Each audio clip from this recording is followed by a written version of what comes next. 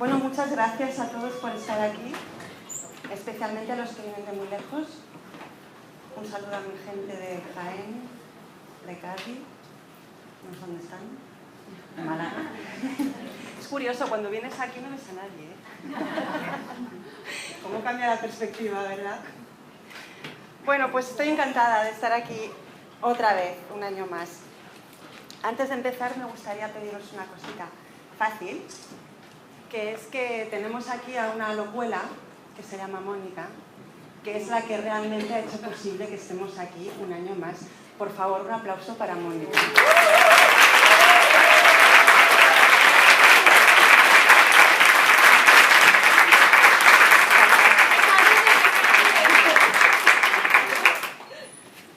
¿Cambias, por favor?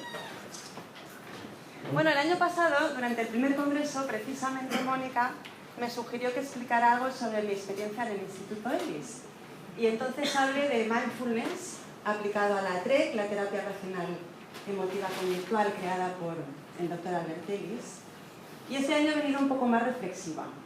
El año pasado vine más académica, porque acababa de llegar. Los que estuvisteis aquí a lo mejor os acordáis de que yo vine completamente entusiasmada por la parte académica y también la verdad es que por la calidad humana de la gente que trabaja en el instituto. Y admito que cuando fui, yo iba convencida, muy convencida, de lo contrario seguramente no me habría atrevido a ir, de que sabía bastante de psicología cognitiva y algo de TREC. Y al poco de estar allí me di cuenta de que algo sí, pero todo muy superficial. Y os diría que ahora hay como una segunda derivada de esa experiencia, más allá de lo académico y de lo social, de la interacción con la gente, y es que eso va transformando la capacidad de reflexión. Y cuando digo reflexión, quiero decir cognición, razonamiento, y me refiero a usar el cerebro de la forma más adecuada posible. Ahora veremos en qué consiste.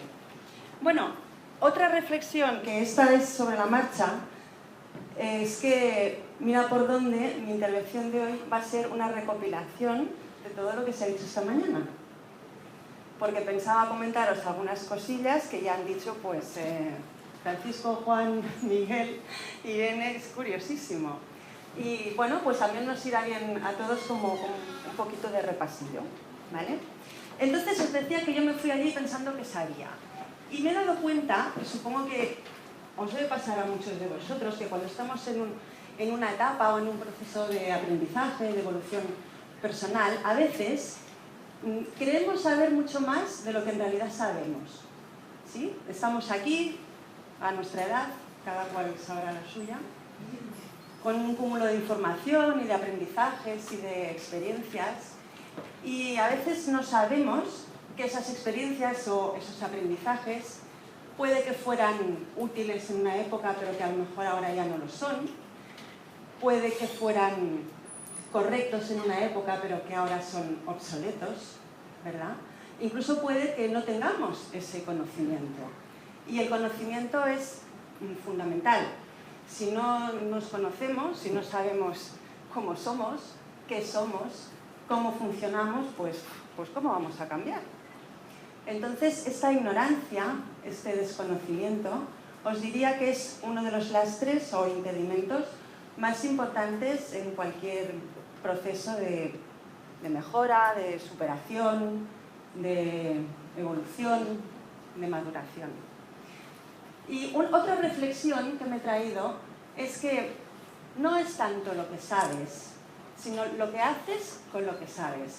Y esto lo ha comentado Francisco. ¿Sí? Lo has dicho.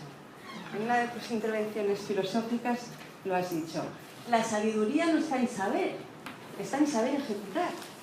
Porque es que si no, no sirve para nada.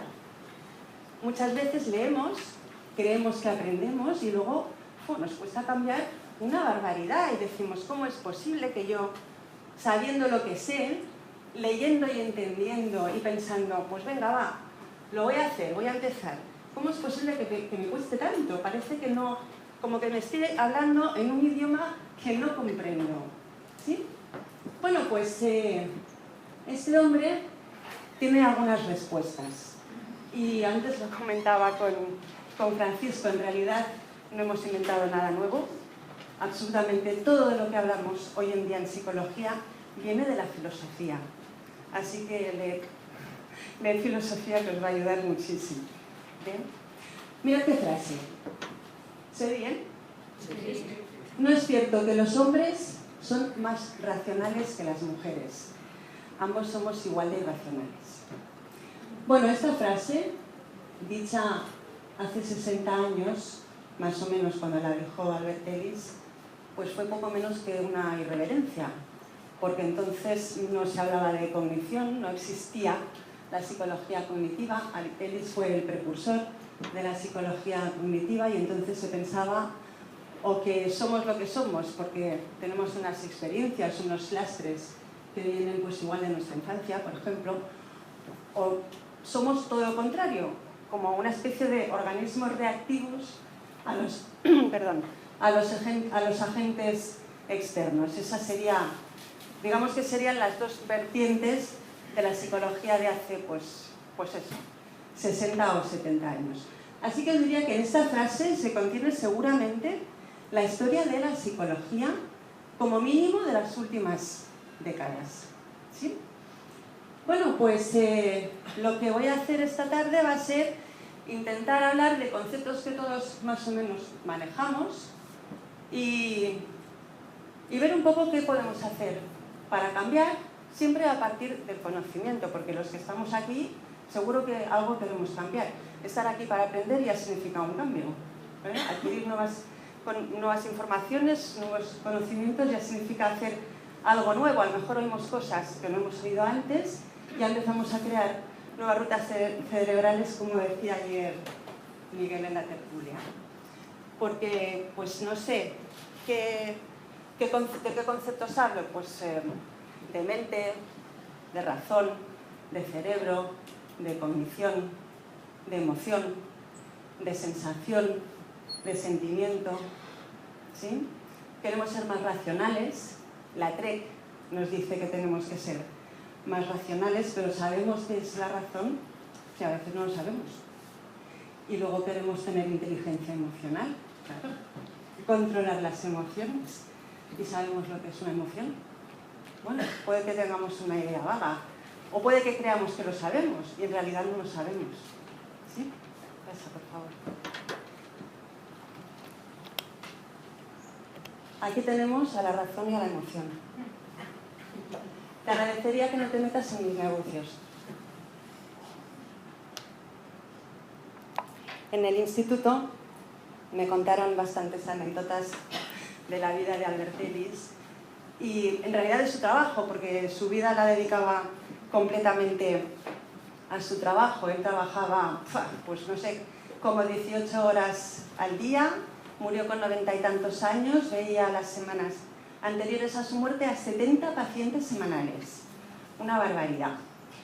Y una de las anécdotas es que su mujer, cansada, su mujer era psicóloga, cansada de hablar solamente de TREC, de pacientes, de conferencias, de talleres, de seminarios, de los Friday Night Live, de los cursos, de a dónde tenían que ir el mes que viene, un día le dijo: Al, cariño, me gustaría tanto salir una noche a cenar, tú y yo, como una pareja, hablando de cualquier cosa, de temas intrascendentes. Y Ellis, que era un genio, pero se ve que tenía un carácter como para echarle de comer aparte, le dijo: ok, ya te diré algo. Y al cabo de un tiempo le dijo a su mujer: vale, ya me lo he pensado y vamos a hacer lo siguiente. Saldremos a cenar, pero con dos condiciones. La primera, que sea una vez al año. Y la segunda, que el restaurante no esté alejado del instituto más de 2 manzanas. ¿Bien? No vamos a entrar en cómo se tomó su mujer esa respuesta, porque estaríamos aquí toda la tarde. Pero os voy a hacer una pregunta. Los que pensáis que esa respuesta es racional, levantad la mano.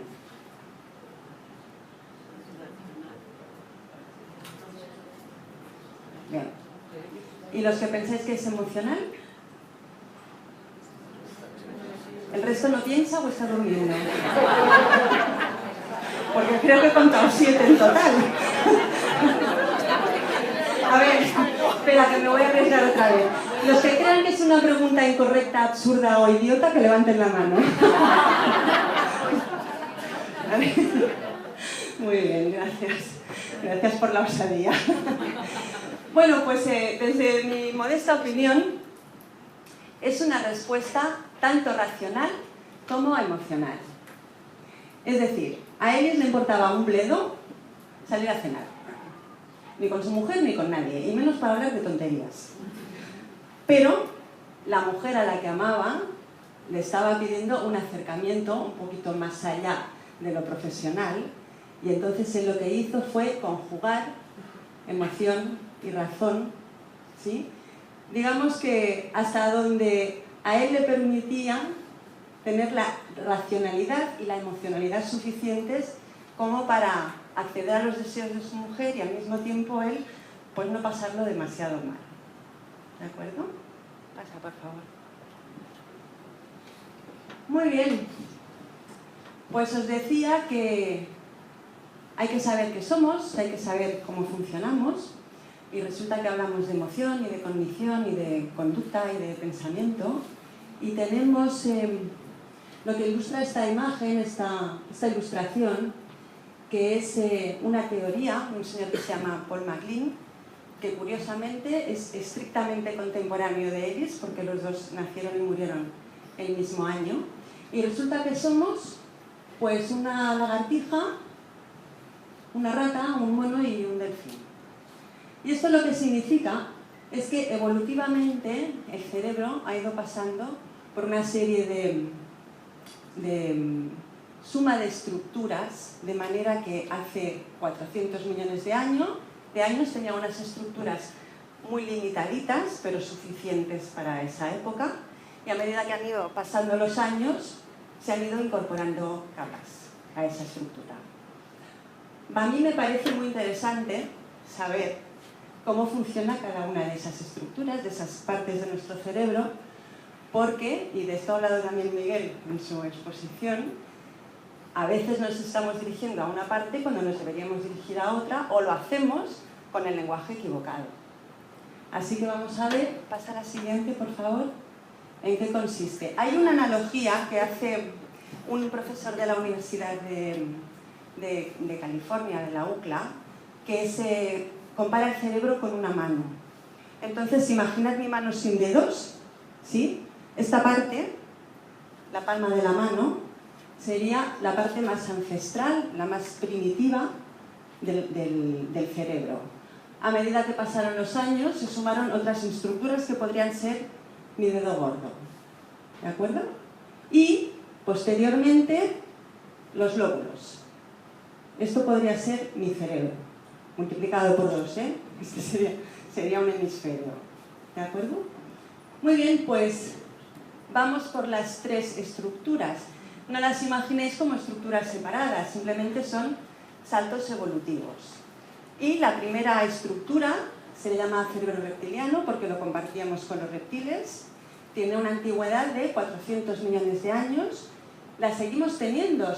Imaginaros estas estructuras como un árbol que va creciendo y va sumando capas en su tronco, pero las iniciales, las originales, siguen estando ahí y funcionan exactamente igual, incluso mejor que las últimas, simplemente porque tienen más experiencia.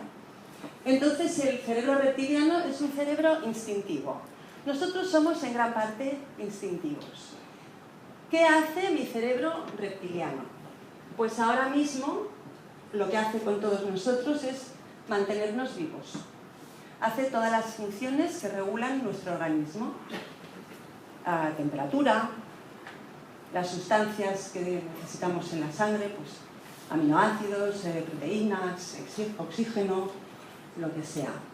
Y además da órdenes a todos los órganos del cuerpo para que funcionen. Ahora mismo mi cerebro reptiliano pues está haciendo mi digestión y mi corazón sigue latiendo y yo voy respirando y no me tengo que ocupar conscientemente de esas funciones porque para eso está mi cerebro instintivo trabajando. En realidad es el asistente ideal. Imaginad que todos tuviéramos que estar pendientes de coger aire, saca aire. ¿Sí? Es fantástico. Pero tiene algunas limitaciones vistas desde nuestra perspectiva, y es que es un cerebro que es dicotómico. Es decir, digamos que como su función es mantenernos con vida, si esa vida se ve amenazada por algún peligro, lo que hace es poner en marcha una serie de mecanismos fisiológicos adaptativos para que consigamos sobrevivir. Es un cerebro que no tiene emociones. No hay emociones en el cerebro reptiliano. El cerebro reptiliano no te ama. ¿Sí? Un cocodrilo cuando se come un pajarito no llora. No tiene memoria. Y como no tiene memoria, no puede aprender. No sabe lo que hizo ayer y no tiene ni idea de lo que va a hacer mañana. Pasa, por favor.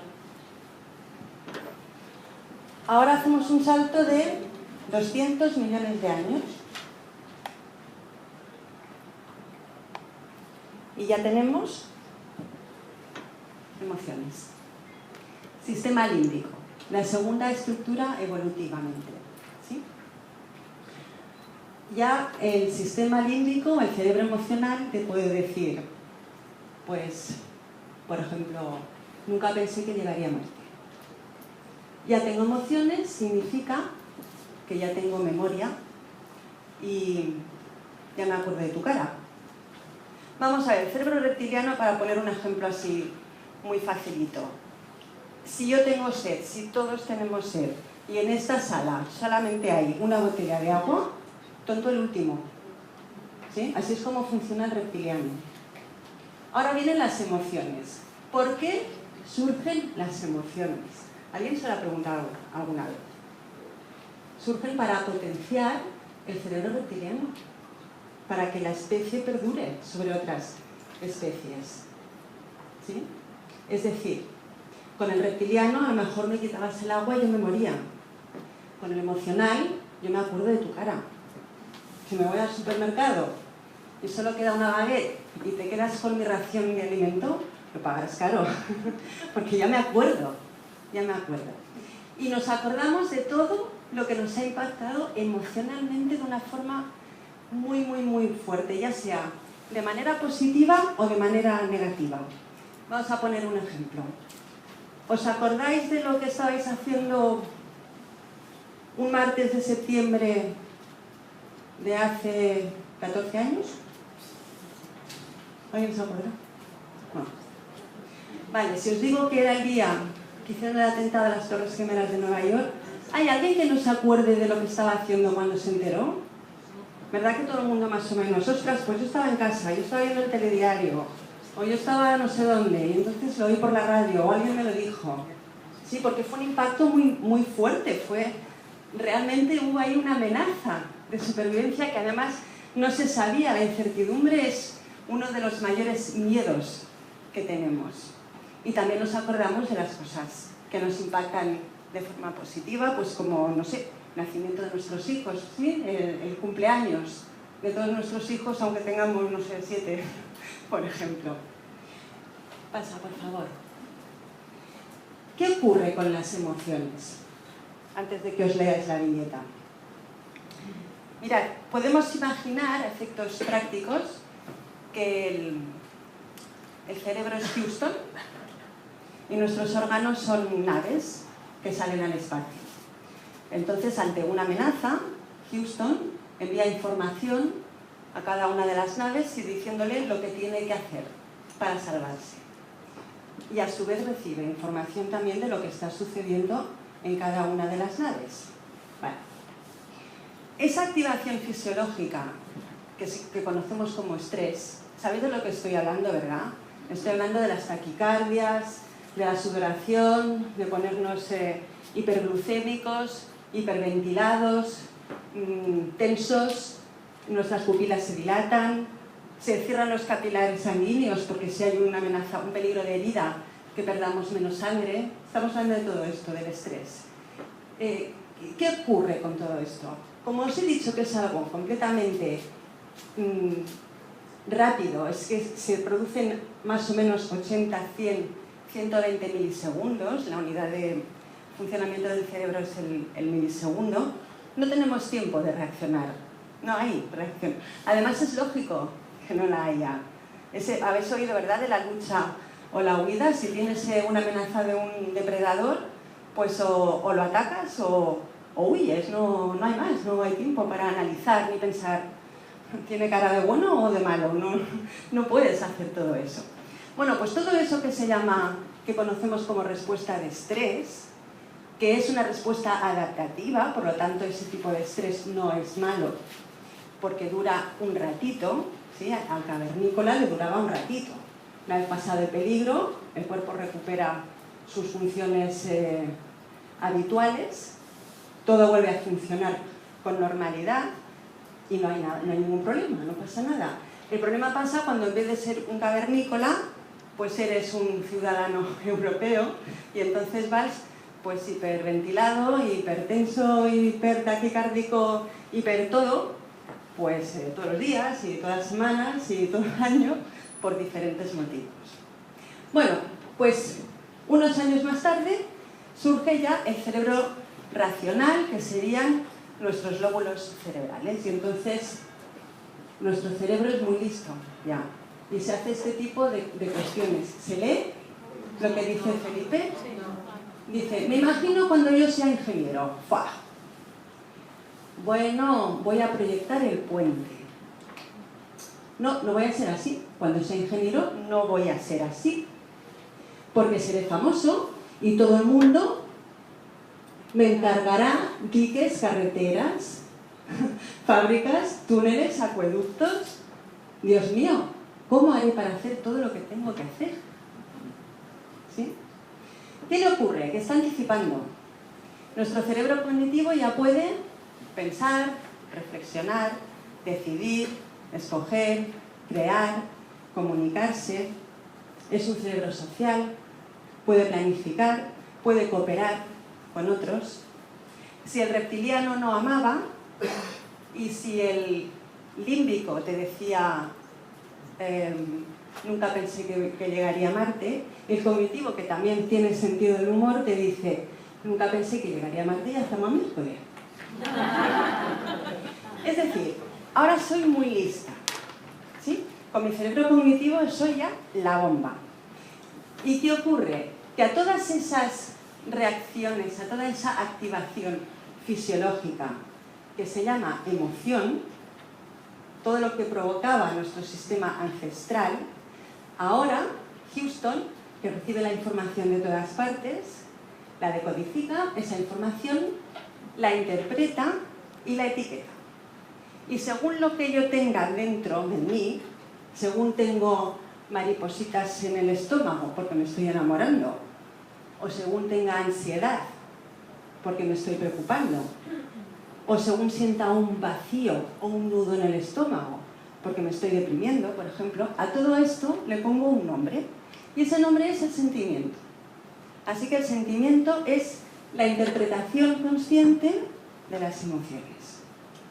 ¿Sí? ¿Alguna duda respecto a esto? Hay que ver lo que hace la digestión, ¿eh?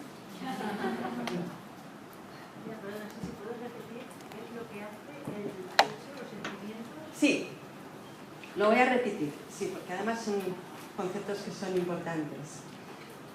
Vamos a ver, la emoción es la activación fisiológica, es una explosión fisiológica originada en una parte del cerebro y es instintiva, es reactiva y es inconsciente. Así que volvemos a preguntar qué ocurre con el control emocional.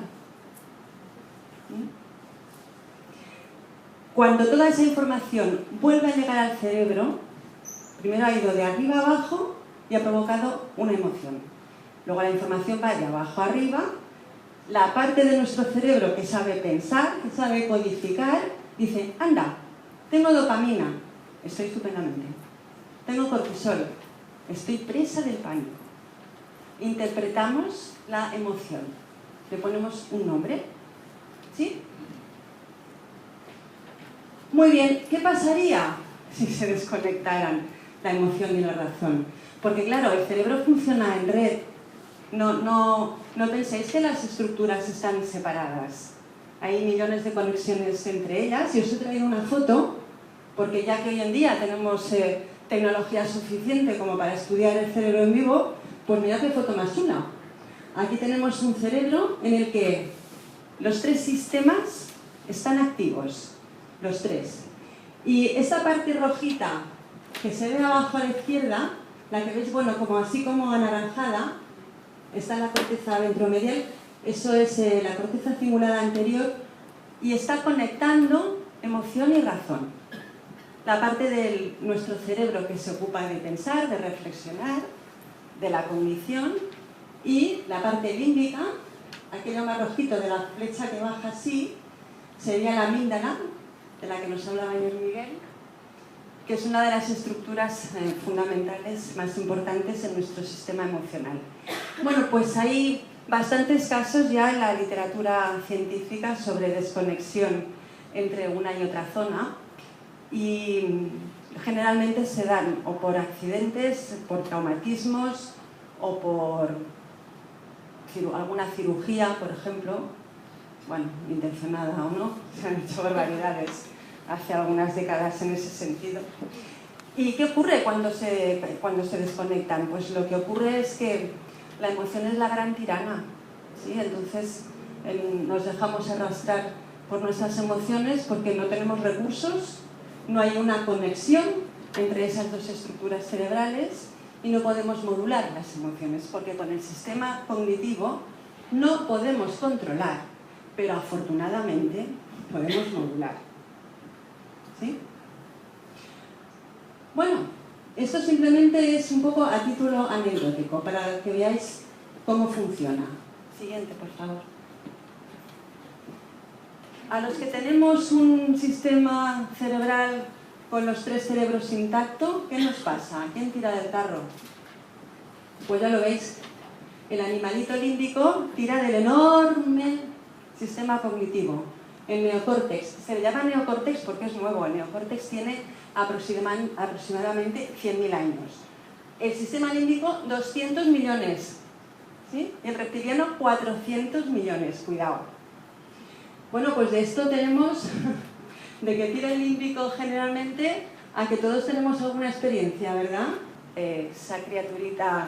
Porque vamos a ver, un niño de 6 o 7 años, evidentemente tiene el cerebro mucho menos maduro que su hermano de 16 o 17, claro, hay 10 años de diferencia. Y entonces dices, bueno, ¿y por qué mi hijo, esa criaturita encantadora, cuyo máximo placer era pasear conmigo cogido de la mano, ¿verdad? Y decirme que me quiere. Y ahora de repente, o sea, de un verano para otro se convierte en un monstruo peludo, ¿sí? Que cuando intento acercarme me dice, no te enteras, pasa de mí, no me rayes. ¿Qué ha pasado? ¿Dónde está mi niño? ¿Verdad? Bueno, pues ha pasado lo que nos ha explicado hoy Miguel. Ha pasado que en primer lugar ahora ese muchacho, esa muchacha, es un saco de emociones, ¿sí? Es un saco hormonal. Primero es un saco hormonal también, porque hay unos niveles de estrógenos, andrógenos en cada caso y testosteronas y tal, bestiales. Pero además hay algo que Miguel nos ha explicado esta mañana y nos ha demostrado y ha sido genial, que es que, vamos a ver, a esa edad el sistema emocional está perfectamente maduro, está desarrollado, completamente desarrollado. Sin embargo, el sistema cognitivo hasta más o menos los 23 años está en proceso de desarrollo. Entonces, decirle a un niño de 16, 17 años cualquier cosa dirigiéndonos a su sistema cognitivo es como hablarle en japonés a un alemán. No es que no quiera, es que no nos entiende. Es que no tiene ni idea, o sea, le suena, sí. Vamos a ver, no es que no entienda el lenguaje, es que es incapaz de procesarlo. Es que no tiene recursos, por lo tanto, ya sé que esto es un poco duro de aceptar, no nos enfademos, porque es que no es que no quiera, es que sencillamente no puede. Y tened en cuenta que a los mayores también nos pasa, ¿eh? Porque cuando nos ponemos al volante, ¿qué? ¿qué ocurre? Como haya otro conductor que haga una maniobra que amenace nuestra integridad, perdemos los modales, la educación, la razón, la reflexión y le decimos todo lo que nos sale por la boquita. ¿Sí o no? ¿Y nos damos cuenta? Nos damos cuenta después. Si es que nos damos cuenta, porque además pensamos que se lo merece. Claro, porque es que nos está amenazando la vida. ¿Sí? Y el otro ¿qué le pasa al otro? Al otro le pasa exactamente lo mismo que a nosotros. ¿Sí? Porque es que las emociones se contagian, ¿eh? Pasa, por favor. Bueno, pues las emociones se contagian y esta es mi tribu. ¿Os suena? ¿Mi tribu? Hace millones de años que somos así, que nos contagiamos las emociones unos a otros. Somos clones.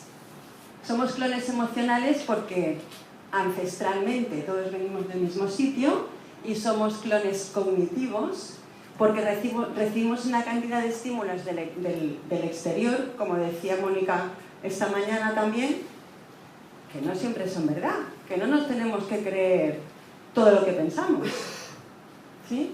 Que hay que recoger información, por supuesto, hay que saber qué se hace con esa información, hay que mirar cuáles son los lastres o los impedimentos que tenemos para crecer, para evolucionar, porque uno de los más importantes es el miedo. ¿De acuerdo? Y el miedo muchas veces no es consciente, porque viene del reptiliano. Y entonces, ¿qué hacemos con nuestro sistema cognitivo? Lo justificamos. ¿Yo cómo me voy a sentir con lo que me ha pasado? Pues fatal. En Cádiz le llamamos a esto chulear de desgracias.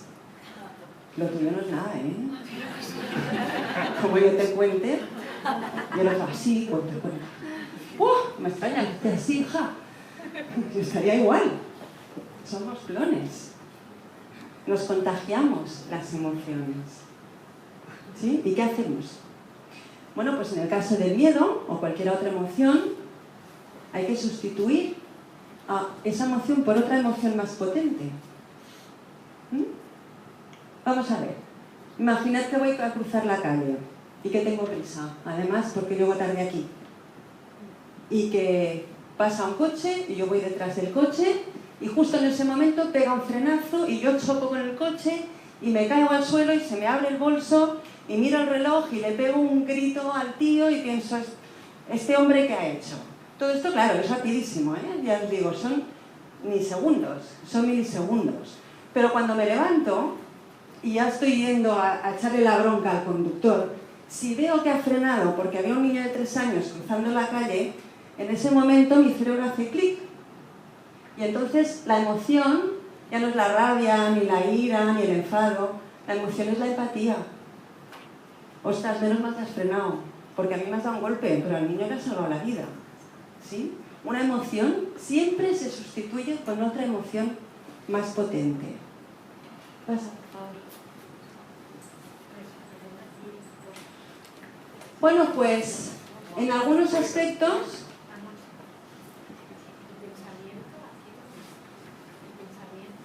Aquí delante. Exactamente. Vamos a ver. Complicado esto, ¿verdad? Sí. El pensamiento y el sentimiento, y lo digo entre comillas, serían sinónimos. ¿Qué es pensar? Pensar incluye, aglutina un montón de funciones muy variadas. Interpretar es pensar, ponerle nombre a una emoción, que le llamamos sentimiento, es pensar. Planificar es pensar. Decidir es pensar. ¿Sí? Digamos que nuestros lóbulos cerebrales tienen en la parte prefrontal, que se llama justo aquí delante, en la frente, encima de los ojos, las estructuras que nos ayudan a pensar, a reflexionar, lo que llamamos cognición, y luego están por otras partes, ya digo que todo funciona en red, pues la que procesa la música, la que procesa el lenguaje, la dedicada a la imaginación, ¿sí? La dedicada a la cooperación, hay cantidad de... Todo lo que es sofisticado, todo lo que no es sobrevivir, todo eso lo lleva a cabo nuestros hemisferios cerebrales.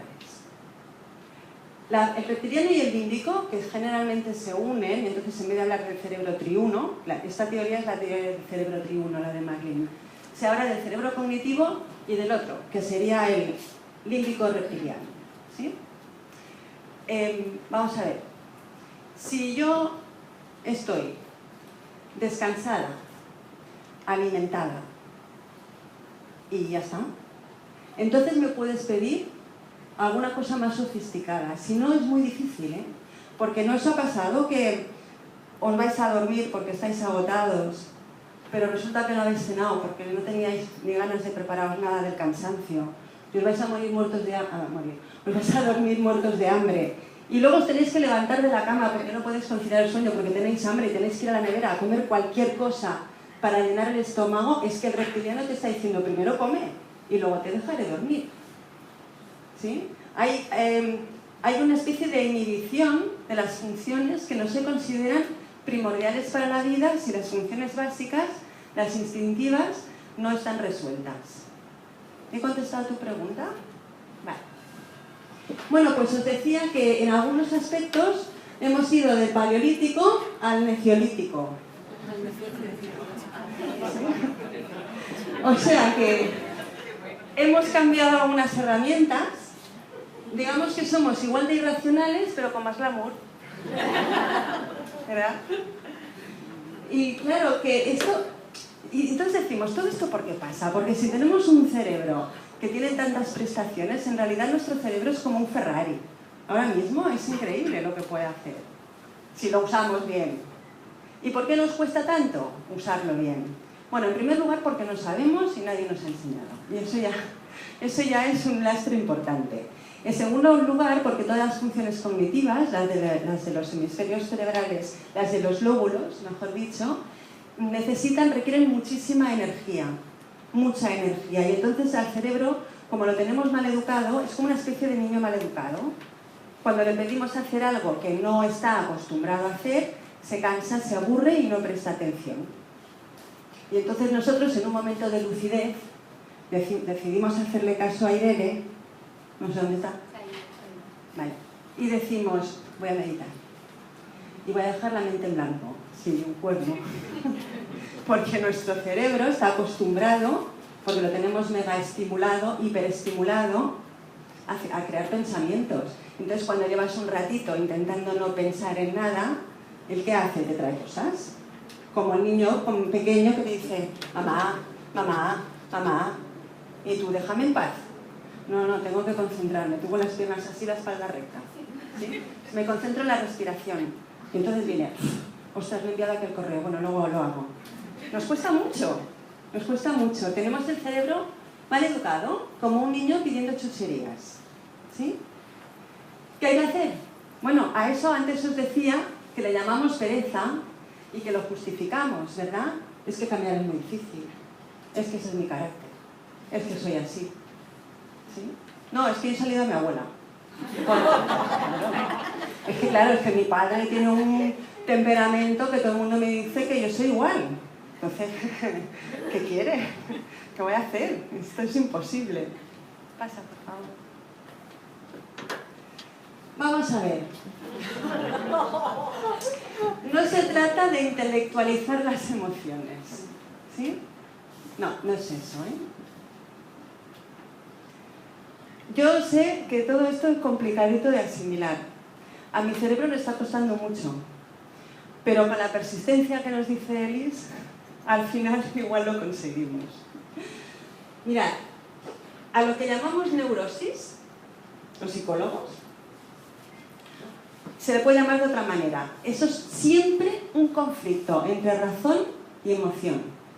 Vamos, lo que se conoce como amargarse la vida. Es eso. La neurosis no es otra cosa más que amargarse la vida. Cuando la razón nos lleva por un sitio y la emoción nos lleva por otro. Ese chico, esa chica no te conviene y tú, para allá, sin pensarlo. ¿Sí? Pasas por un escaparate. ¡Ay, qué cosa más mona! Pero no te lo deberías comprar. Bueno, lo pago con la visa. Luego viene el cargo de la visa, porque lo habré hecho. ¿Sí? Ya no te interesa lo que te compraste. Da igual de lo que estamos hablando, da lo mismo. Son pequeñas cositas, pequeñas experiencias de cada día. ¿Cómo se consigue el cambio? Se consigue sincronizando emoción y razón. Entonces no hay ningún problema. Es lo que intentó hacer Ellis cuando le contestó eso a su mujer. No sé si lo consiguió, pero lo que intentaba era eso. Pasa, por favor. Cuando se sincronizan, cuando discurren en paralelo razón y emoción, pasa esto. ¿Qué veis en esta foto? Estos son skydiver. Yo veo razón y emoción. Esto sin una buena dosis de razón, y me refiero no a cantidad, sino a calidad, no se hace. Y sin una buena dosis de emoción tampoco. ¿Sí? Hay que enfrentarse, hay que saltar del avión para salir en la foto. Me parece un muy buen ejemplo de esa fusión entre razón y emoción. Y para hacer esto, no esto, si queréis también. Para hacer esto, pues hay que moverse, hay que enfrentar. No todo lo que se enfrenta puede cambiarse, pero nada puede cambiarse si no se enfrenta. Si no nos movemos, no llegamos a ningún sitio. ¿Sí? Antes cuando os decía, ¿qué somos? Somos instintivos, somos emocionales, somos racionales. Bueno, ya se dice que dentro de 20 años aproximadamente se va a poder trasplantar cualquier órgano del cuerpo, excepto el cerebro. Y entonces, pues una reflexión que podemos hacer. Bueno, ¿y yo qué soy? Si vamos a imaginar que la tecnología está lo suficientemente avanzada como para trasplantar el cerebro. Si yo soy lo que pienso, y como decía Ellis, lo que pienso condiciona lo que siento y condiciona lo que hago, si a mí me extirpan el cerebro y lo trasladan a otro cuerpo, ¿yo qué soy? ¿Soy el continente vacío que queda? Sin ese kilo y pico de masa gelatinosa. ¿O me están trasladando a otro sitio? Bueno, yo no lo sé, ¿eh?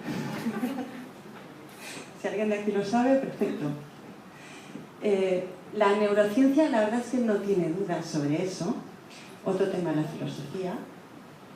Y lo que dicen ahora mismo, el nuevo paradigma es: somos lo que hacemos, somos lo que pensamos, somos lo que sentimos, pero sobre todo, somos lo que hacemos para dejar de ser lo que somos. Y a que te suena a Sartre, pero un poco modificado. Sí, efectivamente. ¿Verdad? Si yo soy una siesa, pero quiero ser empática, o me quedo como siesa y soy lo que soy, y lo que pienso, y lo que hago, o empiezo a moverme, empiezo a aprender, empiezo a ejercitarme para ser empática, y entonces soy lo que hago para dejar de ser lo que soy. Soy lo que hago para dejar de ser lo que soy. Teniendo en cuenta que eso incluye emociones, conducta y condiciones. Incluye todo nuestro cerebro. ¿Sí? Y hay que estar dispuesto a aceptar la incomodidad, como nos decía Mónica también esta mañana, y hacer aprendizajes nuevos, aceptar desafíos nuevos. Sabéis que gracias a la neuroplasticidad hoy se sabe que el paradigma ha cambiado. Antes se decía, y no hace tanto, antes se decía, el cerebro permite transformar nuestra mente. Bueno, el paradigma actual es, la mente permite transformar nuestro cerebro a través de cambiar el software, ¿sí? Que también, ¿quién lo ha dicho? A través de cambiar el software se modifica el cerebro, se modifica morfológicamente, ¿sí? Se producen, hay regeneración de neuronas, las neuronas asumen otras funciones. A ver, la neuroplasticidad no es otra cosa que la capacidad del cerebro de asumir nuevas funciones o funciones que no tenía, ¿en base a qué? Pues a la necesidad de cambio y a las acciones personales que nosotros hagamos. Cuanto más, mejor. ¿Quién hablaba esta mañana de los 21 días? Ayer Miguel. Ayer Miguel, vale. ¿A qué os suena lo de los hábitos? ¿Hacen falta un mínimo de 21 días para establecer un hábito?